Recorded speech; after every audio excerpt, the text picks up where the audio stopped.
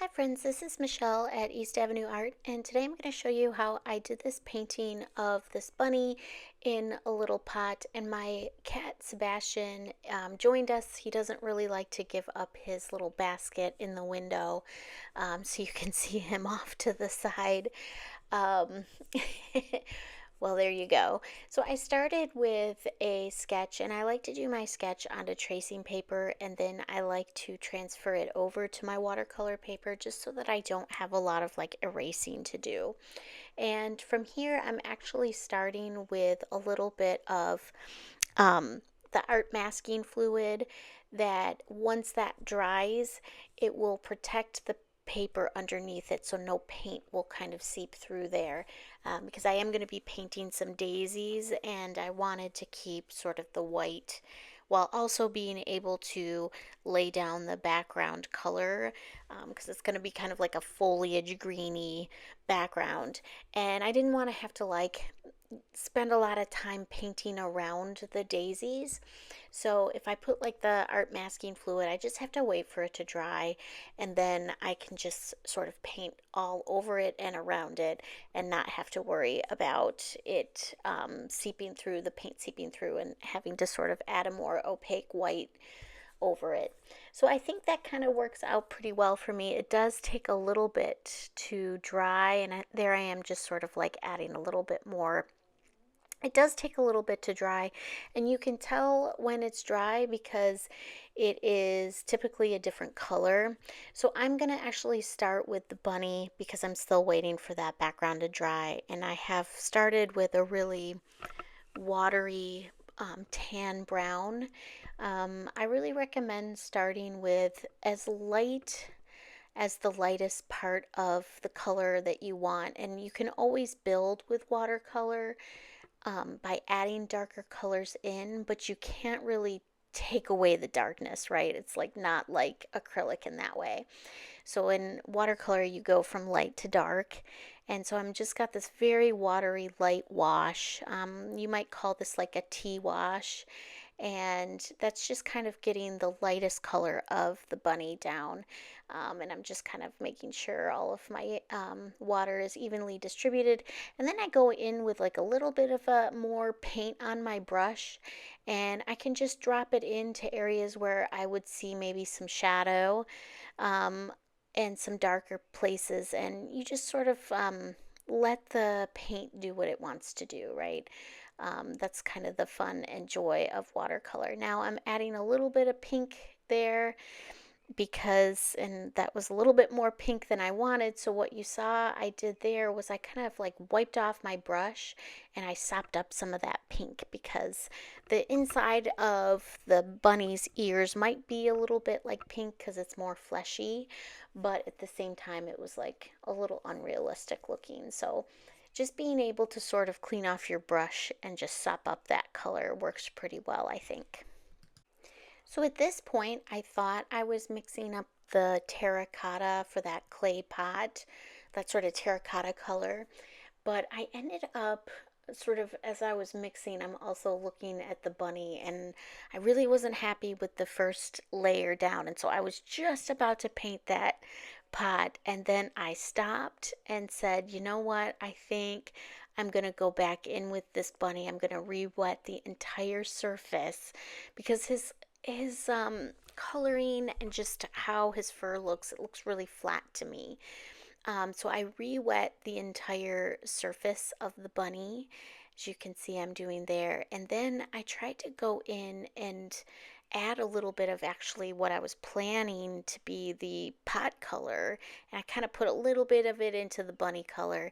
And then I went in with sort of these short, choppy strokes, because I'm trying to get this like sense of like tufts of fur. And then I made the outline of the bunny a little bit more ragged, but I'm just kind of like, and then around the face, I did some smaller chops there just to show sort of like some tufts. And I thought this looked, especially doing his ear that's a little bit further away. I did that a little bit darker there, and I kind of liked how that looked.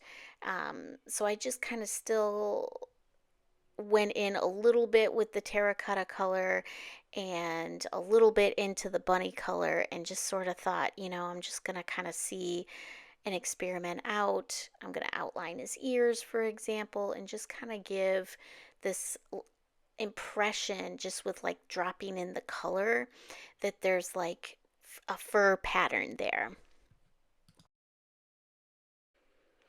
And I just keep building up the color. Like, again, unlike acrylic, you can kind of add more color and add darker colors. But once you go too dark, you can't sort of backtrack.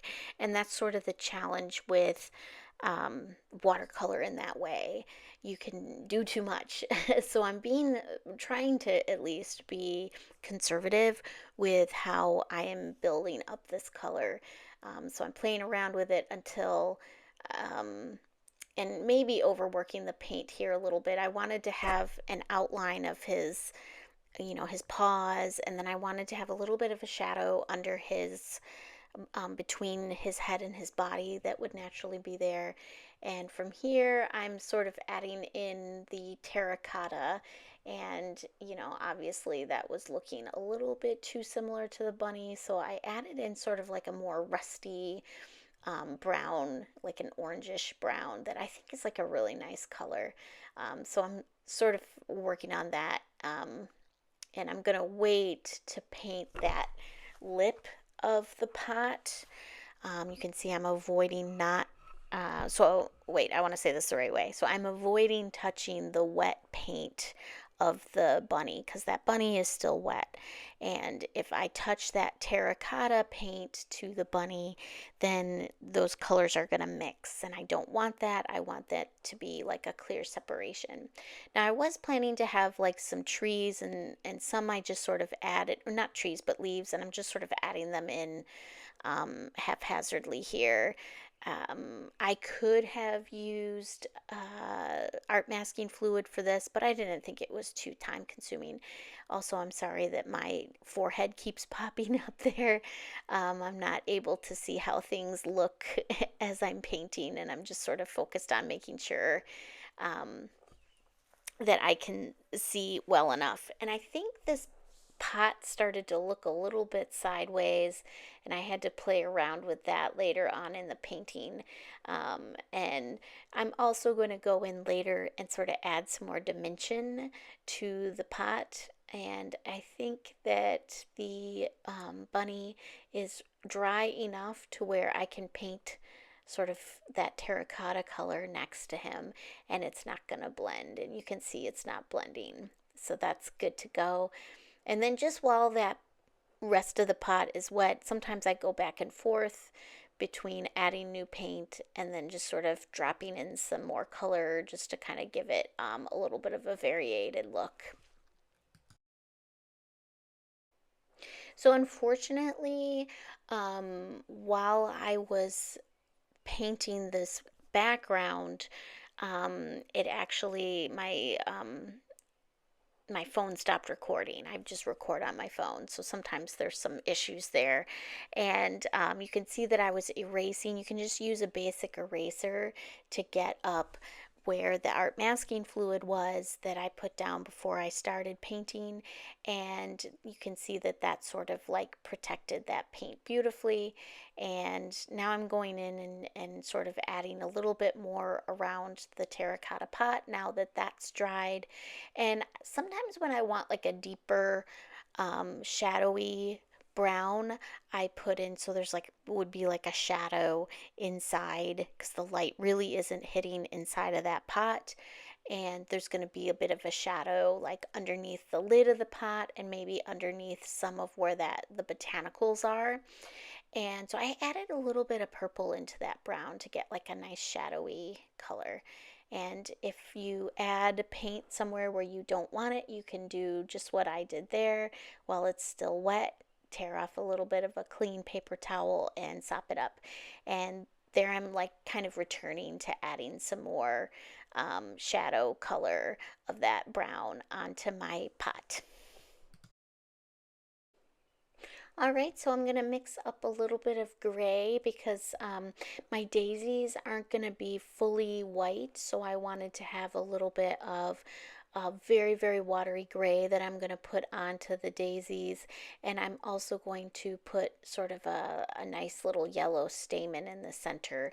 And where I put the stamen kind of gives it the flower a little bit of a shape and some perspective. You can see on the sort of on the left side of my painting, I have one of the stamens kind of sticking out sort of at the top, so you can kind of see the angle of that daisy is very different from the other ones. And here I also was just kind of playing around a little bit with the background. I want it to look a little bit sort of out of focus, as a lot of backgrounds are, and I'm going to work on that a little bit as the painting progresses. But here I am adding a little bit more purple to my brown to get that sort of richer, shadowy, it looks like I have something on my paintbrush.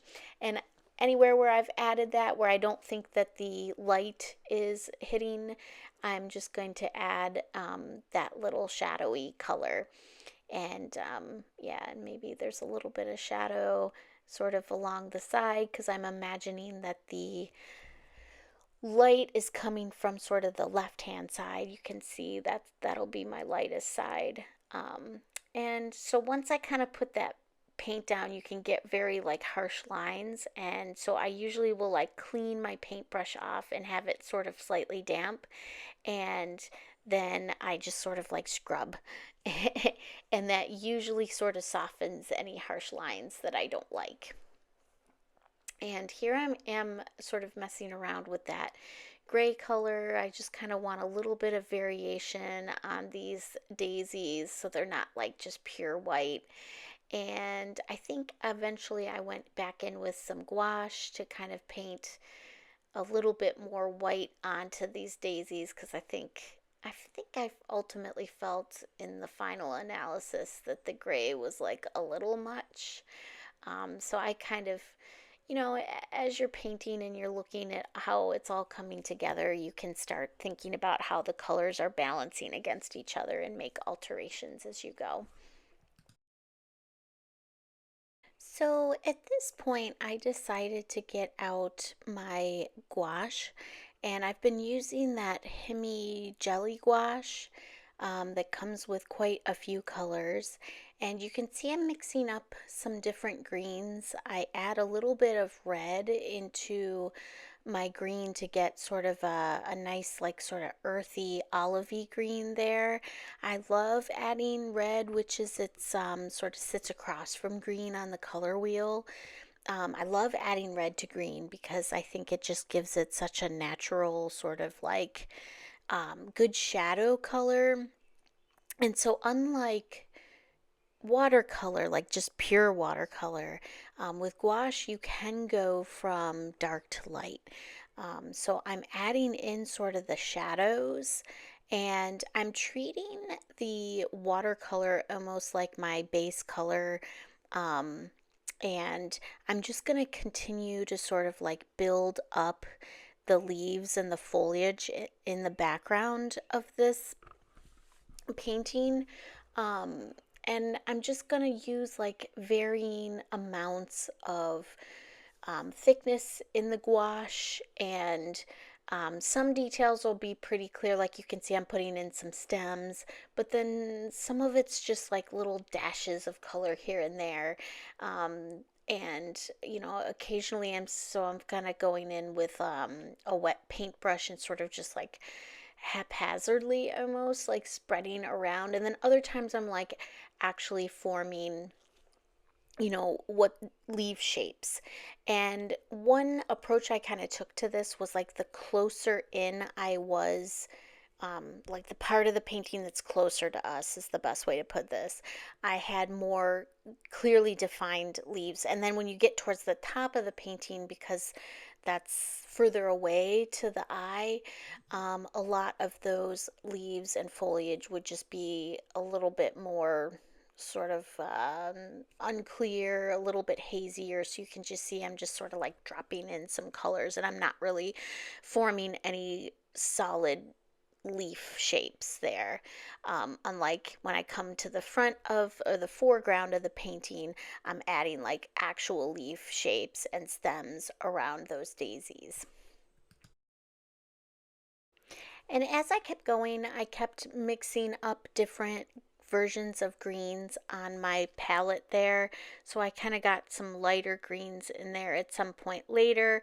And I started to add those sort of lighter, more, I guess, yeah, I added in a little bit of yellow just to brighten that up a little bit. And in fact, I added even more yellow because I realized I needed it to be pretty bright to contrast with that dark green that I laid down first. And I'm just going in with the same process that I did with the dark paint. It's like I'm just sort of adding in leaf shapes in the foreground, just to kind of add some like highlights. And I think that does a lot to add a little bit more dimension, as you can see, now that I finished that part. And one of the things that I'm doing now is adding a little bit around the eye. You can see I kind of spend my time doing other things before I get to the eyes of the bunny. I think animal eyes are really tough to do, and they can look the most unrealistic. So I wanted to get some little like eyelashes around that eye, and then I'm kind of coming in with the like the nose and the mouth, just trying to get that as light as I can. And then I decided, with his base being pretty much entirely watercolor, the base of his coat, I knew I needed to add in some gouache. And then here I'm going in with a little bit more of the inside of his ear that would be a little bit more skin. And you can see I went a little dark with that. So again, I sort of cleaned off my brush and then wiped up a little bit when it was too much. And I added a little bit more to his nose. And from here, I'm wanting to do a little bit of gouache on his coat, some of the like darker um, bits of his fur I'm sort of adding in here as well. And because he looked a little bit blander compared to the background, what was surrounding him was gouache, and I think he just sort of like didn't quite pop as much as I would like him to. So I'm going over the areas that I had as his shadows with some darker gouache, and trying to just do little brush strokes to kind of mimic here and there the look of his fur.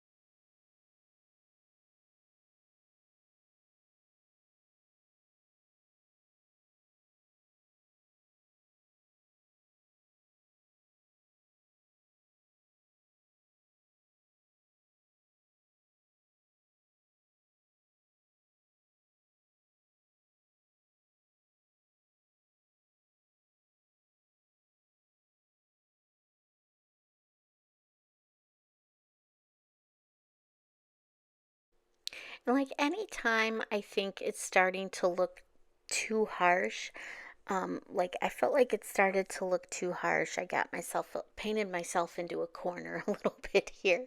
So you can see I just cleaned off my brush, and now I'm going with like a damp brush and kind of trying to um, soften the paint, the amount of paint that I have on my brush, and have it a little bit waterier. And then I'm going to go in on and scrub with a clean brush just to smooth out some of the like lines that I felt like were like a little bit too harsh and didn't blend quite as well.